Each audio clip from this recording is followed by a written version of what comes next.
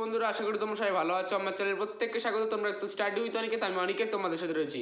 তোমাদের ইতিহাস পরীক্ষার দোরগোড়ায় শ্বাস ফেলছে, সেই জন্য তোমাদের জন্য বাছাই করা মাত্র দুটো কোশ্চেন রাখলাম। দুটো পড়লেই তোমরা কমন পেয়ে যাবে। ভিডিওটা কাজে স্কিপ করো না। মোট 5টা রেখেছি, 5টার মধ্যে লাস্ট দুটো আমি সাজেশন বলে দেবো, ওই দুটোই তোমরা পড়ে যাবে। পরীক্ষা দেখবে দাদা যা বলেছে ওই দুটোই এসছে। তাহলে ভিডিওটা শুরু করা যাক। আর ভিডিও শুরু আমি প্রথমেই বলি, আমার চ্যানেলে বিভিন্ন রকম সাজেশনমূলক ভিডিও আপলোড করা হয়। যারা যারা এখনও দেখুনি আমার চ্যানেল সাবস্ক্রাইব করে রেখো। আর আমি এখানে নিত্য নতুন সাজেশনমূলক ভিডিও দিয়ে থাকি। ইতিহাসের 8 মার্কের কোশ্চেন আজকে সাজেশন দিলাম।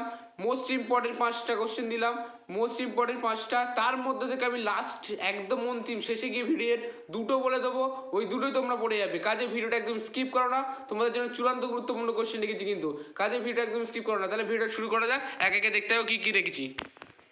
শিক্ষার্থী বন্ধুরা, ইতিহাস 8 মার্কের কমন সাজেশন তারা 2024-এ মাধ্যমিক পরীক্ষা দিচ্ছ। ইতিহাসের একদম 8 মার্কের কমন সাজেশন মাত্র 5টা রাখলাম। দুটো লাস্ট একদম অন্তিমে গিয়ে দুটো বলে দেবো, এই দুটোই তোমাদের পড়তে হবে। আর এই দুটো পড়লেই তোমরা দেখবে হুবহু কমন পেয়ে যাবে। ইতিহাস 8 মার্কের সাজেশন হুবহু তোমরা 5টা পড়েছি। যারা একটু ভালো তারা 5টাই পড়ে রেখো, যারা একটু অতি দুর্বল 5টার মধ্যে থেকে আমি লাস্টে গিয়ে একদম ভিডিও শেষে গিয়ে আমি দুটো বলে দেবো, এই দুটোই তোমরা পড়ে যেও, এখান থেকে তোমরা কমন পেয়ে যাবে। তাহলে ভিডিওটা শুরু করা যাক। তাহলে 2024-এ মাধ্যমিক পরীক্ষা দিচ্ছ। 1 নম্বর, সশস্ত্র বিপ্লবী আন্দোলনে ছাত্র সমাজের ভূমিকা। মোস্ট ইম্পর্টেন্ট কোশ্চেন কিন্তু। তোমরা জানো যে প্রিভিয়াস ইয়ারে বা আগের ইয়ারে তোমার সশস্ত্র বিপ্লবী নারীদের ভূমিকা এসে গেছে। কাজেই সশস্ত্র বিপ্লবী আন্দোলনের ছাত্র সমাজের ভূমিকা মোস্ট ইম্পর্টেন্ট একটা কিন্তু কোশ্চেন বা ভাইটাল পার্ট তোমাদের জন্য। 2 নম্বরে যেটা তোমাদের পড়তে হবে, নীল বিদ্রোহের কারণ ও বৈশিষ্ট্য লেখো বা ফলাফল উল্লেখ করো। মোস্ট ইম্পর্টেন্ট কোশ্চেন কিন্তু। 3 নম্বর এটা পড়তে হবে তোমাদের, ভারত ছাড়ো আন্দোলন পর্বে শ্রমিক আন্দোলনের বর্ণনা দাও।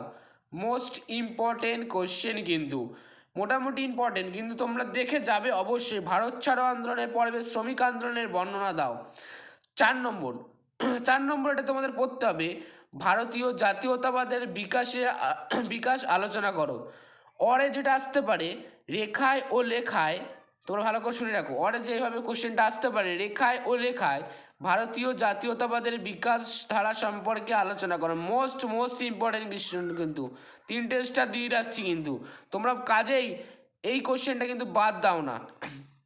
5 নম্বর লাস্ট অ্যান্ড অন্তিম কোশ্চেন, মহাবিদ্রোহ টিকা বা চরিত্র বিশ্লেষণ করো। তোমাদের কোশ্চেনটা এইভাবে আসতে পারে, মহাবিদ্রোহ সম্পর্কে টিকা যা যেন লেখো বা মহাবিদ্রোহ চরিত্র বিশ্লেষণ করো।